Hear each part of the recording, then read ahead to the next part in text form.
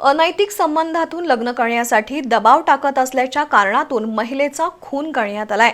शाहूवाडी तालुक्यातील शिरगाव इथल्या प्रकाश उर्फ बाबू पाटील यानं सुरेखा न्यारे या महिलेचा खून केला। खुनानंतर मृतदेहाची विल्हेवाट लावण्यासाठी मलकापुरातून भिवंडीला जाताना पोलिसांनी प्रकाश पाटीलला जेरबंद केलं। मयत सुरेखा न्यारे या माजी सरपंच होत्या। शाहूवाडी तालुक्यातील शिरगाव इथल्या प्रकाश उर्फ बाबू पाटील यानं शेजारी राहणाऱ्या सुरेखा शिवाजी न्यारे यांचा खून केल्याचं उघड झालंय।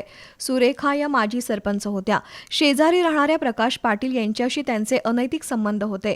त्यातून सुरेखा यांनी प्रकाशवर वारंवार लग्नासाठी दबाव टाकल्यामुळे चिडून प्रकाश पाटील यानं रविवारी 26 जुलै रोजी 11 वाजता लिडोरीच्या वाड्याजवळ म्हशीच्या गोठ्यात सुरेखा न्यारे यांचा गळा दाबून खून केला आणि इको गाडीच्या डिक्कीत मृतदेह ठेवून तो भिवंडीकडे चालला होता। दरम्यान भिवंडी पोलिसांनी गाडी अडवून तपासणी केली असता गाडीच्या डिक्कीत सुरेखा यांचा मृतदेह आढळला। या प्रकरणी भिवंडी पोलिसांनी प्रकाश पाटील याला ताब्यात घेऊन शाहूवाडी पोलिसांच्या हवाली केलंय।